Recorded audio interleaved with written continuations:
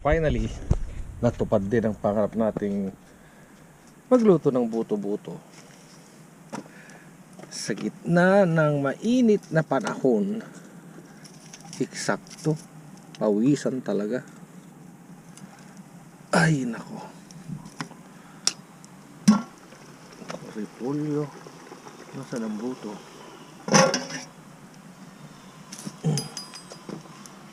Tumubo yung ating upo. Yes po, sa tabi ng buwan. Problema, sabi ko baka mamatay ka lang, kaya ginawa ko ngayon ng parsa nga sinan-sinan.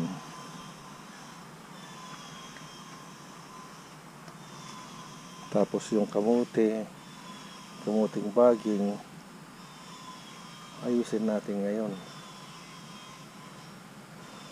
Too late, napakadayo pa ring screen. At destinasyon Elsinore. Wala tayo ngayong tanim na mahabang talong dahil tinamad tayo. Bakante, aray. At ang ating ebon nakalipat na sila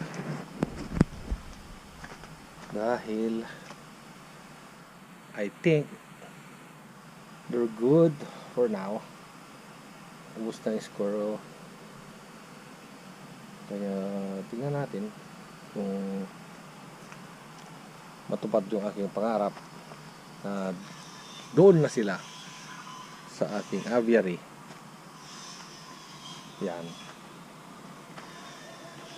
ang ating patubong figs. It works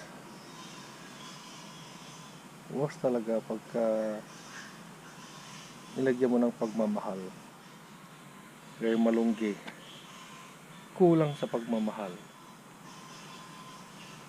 Ay nako.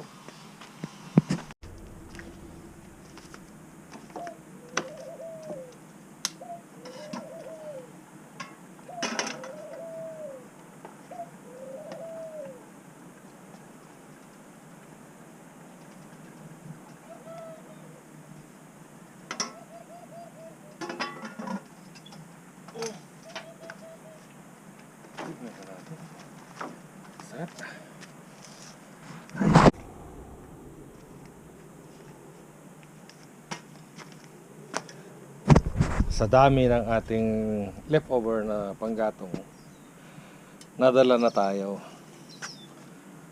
Kasi dati sub-suba lang yan. So ngayon tapunan natin. Ang hirap talaga ng isang kamay lang eh. Ayan.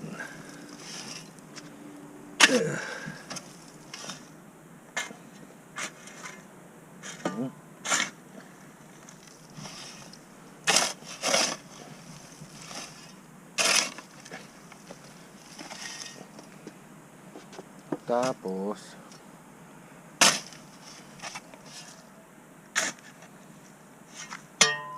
lagyan natin ng sabaw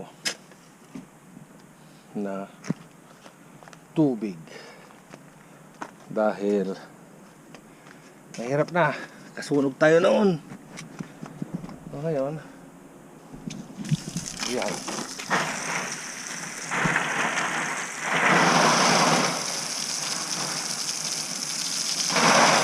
Tagal na naman tayong magluluto. 2 weeks hanggang 1 buwan. Kaya okay lang.